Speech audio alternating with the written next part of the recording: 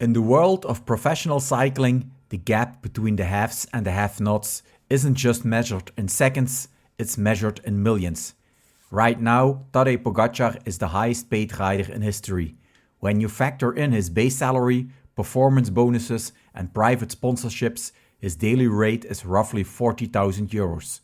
To put that in perspective, during the 2025 Giro d'Italia, 10 different teams took home less than 38,000 euros in total prize money for the entire 3-week race.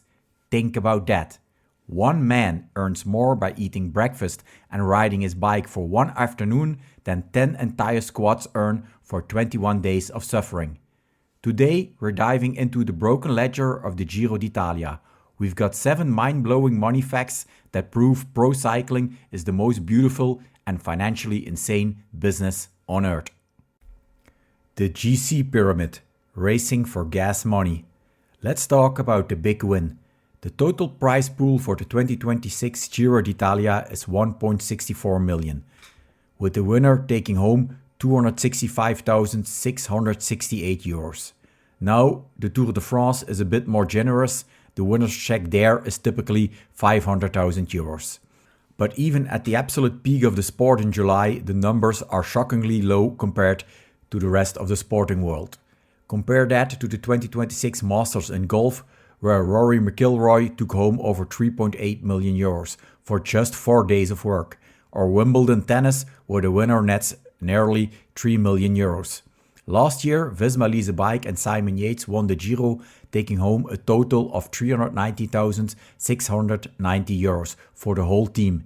If you aren't on that podium, you're essentially racing for gas money. 10th place in Rome, that's only 7,863 euros. That doesn't even cover the cost of one bike. Total value of all equipment in the Giro. The contrast between what you earn and what you carry is staggering. Each team brings about 40 to 50 bikes. Take Jonas Vingegaard Cervelo or the high-end Specialized and Pinarello machines used by the top contenders. A standard World Tour setup easily clears 50,000 euros per bike. But it gets even crazier with the time trial bikes. These technological marvels, like those used by TT specialists or young stars like Pellizzari, push 20,000 euros. For a single team, the bike fleet alone is worth up from 400,000 euros for the smaller teams to 850,000 euros for the giants. Add a 1.2 million fleet of buses and cars and 100,000 in kits and sensors, and you're looking at up to 2.3 million euros in assets per team. That is a staggering capital expenditure, especially when you realize it's more than the total prize money of the entire race. Across all 23 teams in this year's Giro d'Italia, there is over 40 million euros of hardware rolling through Italy. 11 stage wins needed for breaking even logistics costs. Why do teams do that? It certainly isn't for the participation fee. While the Giro organizer, RSCS Sport, covers basic hotels for the riders and a few staff, modern teams are massive operations. Teams now bring private chefs, specialized therapists, and extra mechanics, up to 30 people. These hidden costs for extra staff, high-end catering, and fuel for the massive fleet add up to 125,000 euros per team. An average stage win pays 11,000 euros. That means a team needs 11 stage wins just to cover their extra logistical expenses. In a race with only 21 stages, the math literally doesn't end up for 90% of the peloton, and there is no return on investment in this. How much do you think a day in the pink jersey pays? You will discover it immediately in the next chapter. The side hustle. Wearing the pink jersey or Maglia Rosa pays 2,000 euros a day. Any other jersey, only 750 euros. The hierarchy continues at the finish line in Rome. Winning the points or U jersey gets you 10,000 euros, but the mountain jersey, the hardest one to fight for, only pays 5,000 euros.